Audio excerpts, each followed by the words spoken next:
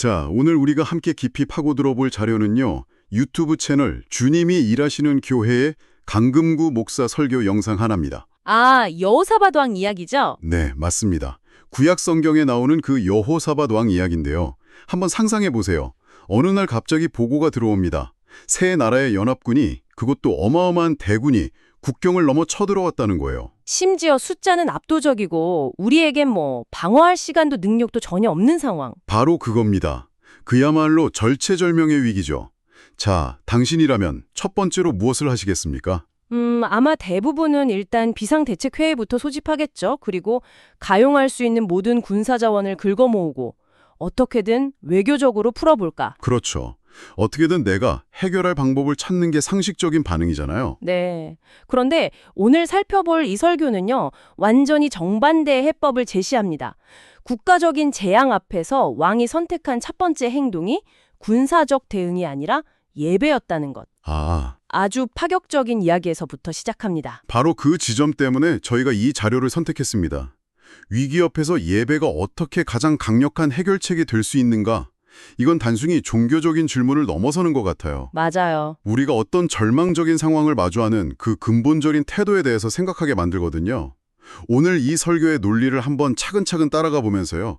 이 대안적인 문제 해결법의 핵심이 뭔지 깊이 파고들어 보겠습니다. 네, 그러려면 배경을 조금 더 구체적으로 짚어보는 게 좋을 것 같습니다. 네, 남유다의 왕 여호사밧에게 보고가 들어오는데 모압, 암몬, 그리고 세일산 주민 이렇게 세 민족의 연합대군이 이미 국경 근처 엔게디라는 곳까지 진격했다는 소식이에요. 엔게디면 예루살렘에서 엄청 가까운 곳 아닌가요? 맞습니다. 불과 하루 이틀 거리죠. 이건 전쟁이 임박했다는 수준이 아니라 사실상 이미 코앞까지 닥친 겁니다. 와, 그래서 설교에서도 바로 이 숨막히는 절망의 순간에서 이야기가 출발한다는 점을 거듭 강조해요. 피할 곳도 기댈 곳도 없는 완벽한 위기 상황인 거죠. 솔직히 그 상황에선 두려워서 아무 생각도 안 날 것 같은데요. 당연하죠. 근데 여호사밧 왕의 첫 번째 반응이 진짜 흥미롭습니다.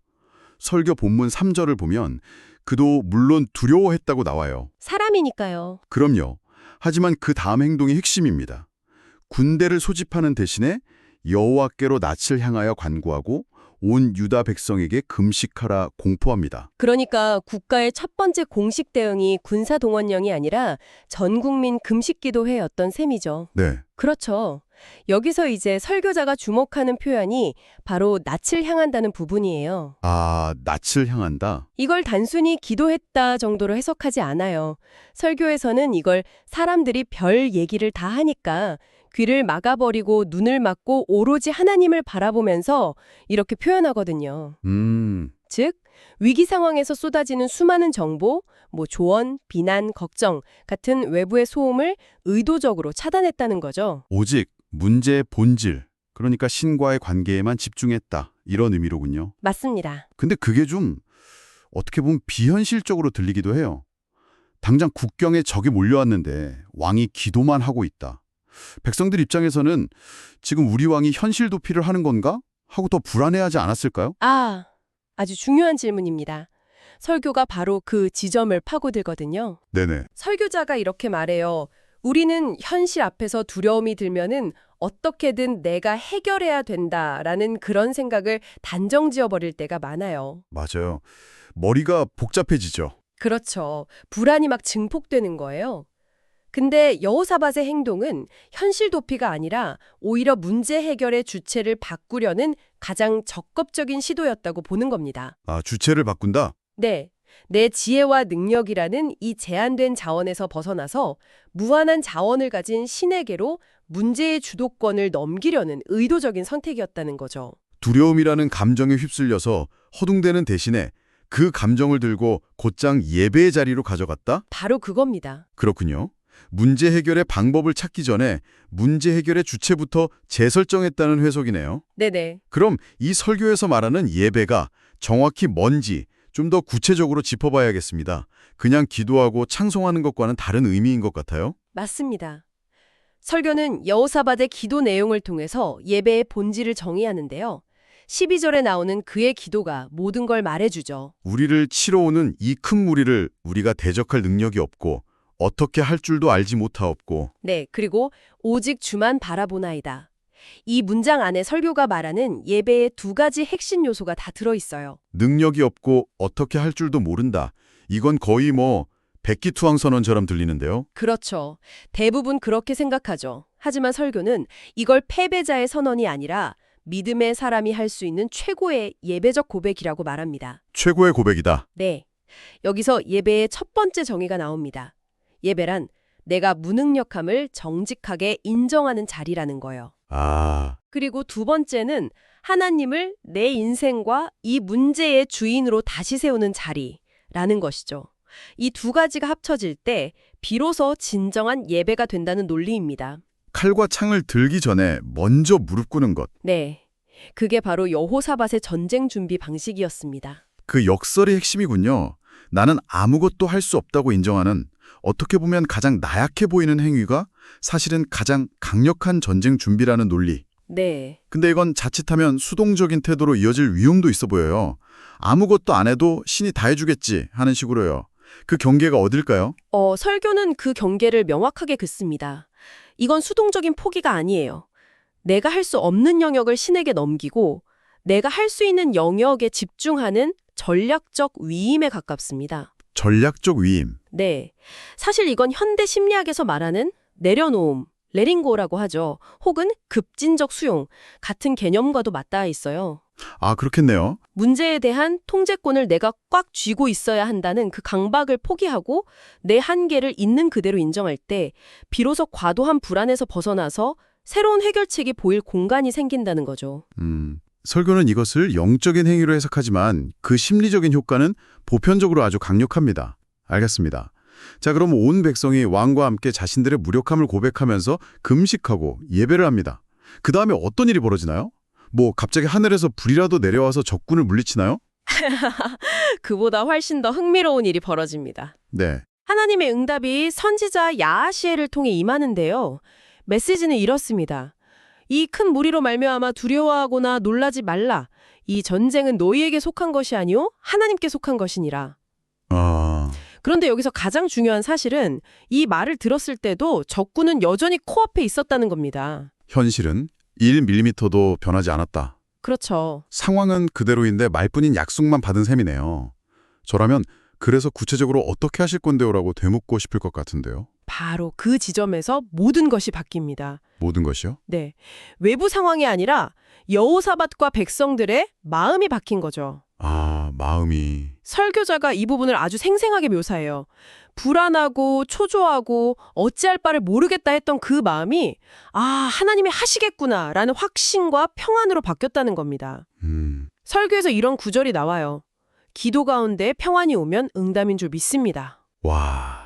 즉 눈에 보이는 기적이나 상황의 반전이 응답이 아니라 내면의 두려움이 사라지고 평안이 찾아오는 것, 그것 자체가 이미 응답의 시작이라는 해석입니다. 그건 정말 중요한 관점이네요.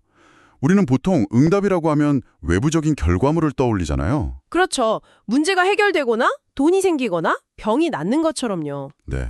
그런데 진짜 응답은 내면의 상태 변화에서 시작된다는 거군요. 맞습니다. 설교자는 현실은 그대로지만 말씀을 통해서 내가 눈물과 기도로 금식으로 하나님께 나아갈 때 하나님이 내 마음에 평안을 준다는 것입니다. 그게 뭐예요? 응답이란 것이에요. 라고 명확하게 이야기합니다. 외부 상황을 바꿀 힘이 없을 때 예배를 통해서 내부의 관점을 먼저 바꾼다. 네. 그리고 그 변화된 내면이 결국 현실을 바꿀 힘을 갖게 된다는 논리죠. 문제의 영향력으로부터 내 마음이 먼저 해방되는 것. 그게 진정한 승리의 첫 단계라는 겁니다. 알겠습니다.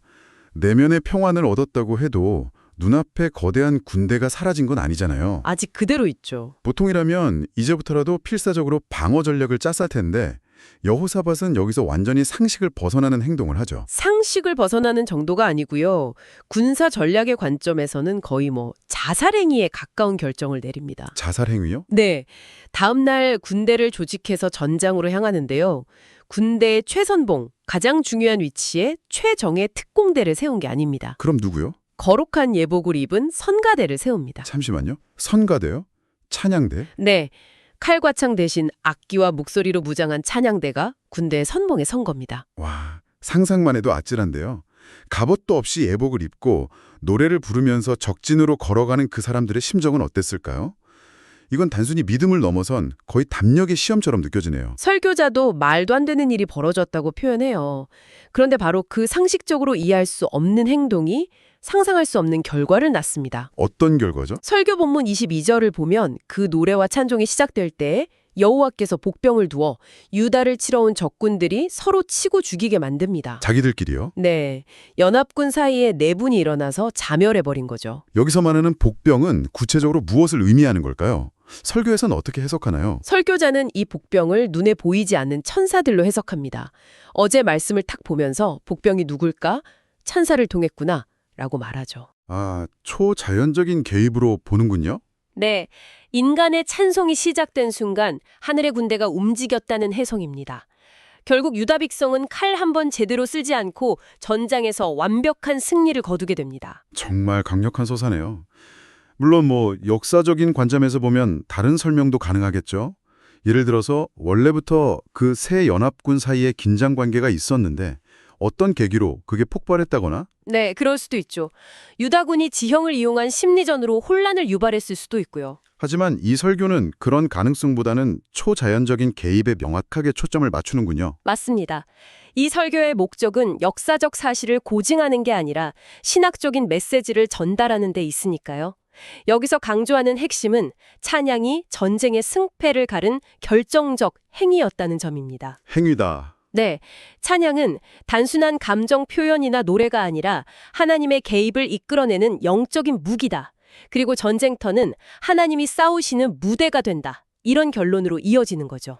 그래서 그 전쟁터가 될 뻔했던 골짜기가 나중에 불화가 골짜기, 송축의 골짜기라고 불리게 되는 거군요. 네, 승리 후에 전리품을 거두고 하나님을 찬양하는 장소가 된 거죠. 그래서 설교는 이 사건을 통해 여호사밧은 현실을 싸우기 전에 예배로 그 전쟁을 끝내버렸네요. 문제를 뭘로 끝냈어요? 예배로 끝내버렸어요. 라고 정리하는군요. 네, 문제 해결의 패러다임을 완전히 뒤집는 주장입니다. 문제 자체와 씨름하는 대신에 문제의 주인이신 하나님과의 관계를 바로 세우는 데 집중했더니 문제가 저절로 해결되었다는 논리구조. 바로 그겁니다. 오늘 이 설교를 쭉 따라와 보니까 굉장히 강력한 하나의 메시지가 남습니다. 인생에서 마주하는 거대한 위기들, 그게 재정 문제든 관계의 어려움이든 건강 문제든 그 문제와 직접 싸우기 전에 먼저 예배의 자리로 나아가라. 여기서 예배는 현실 도피가 아니라 문제의 주도권을 내가 아닌 신에게 넘기는 가장 적극적이고 전력적인 행위로 그려집니다. 나의 전쟁을 하나님의 전쟁으로 바꾸는 전환점이라는 거죠. 네. 네, 설교는 그 순서를 아주 중요하게 여겨요. 예배는 문제를 해결하는 장소가 아니라 하나님을 만나는 장소라고 명확히 선을 긋죠. 아, 그 구분이 중요하군요. 그렇죠. 문제를 해결하기 위해서 하나님을 이용하는 게 아니라 하나님을 만나는 것 자체에 집중할 때 문제가 해결되는 결과가 따라온다는 겁니다. 여기서 당신이 한번 생각해볼 만한 질문을 하나 던져드리고 싶습니다. 이 설교는 위기, 완전한 위탁, 즉 예배, 신의 개입, 승리라는 아주 명확한 서사 구조를 제시하거든요. 그렇죠. 반면에 현대사회가 우리에게 요구하는 문제 해결 방식은 거의 정반대에 가깝잖아요.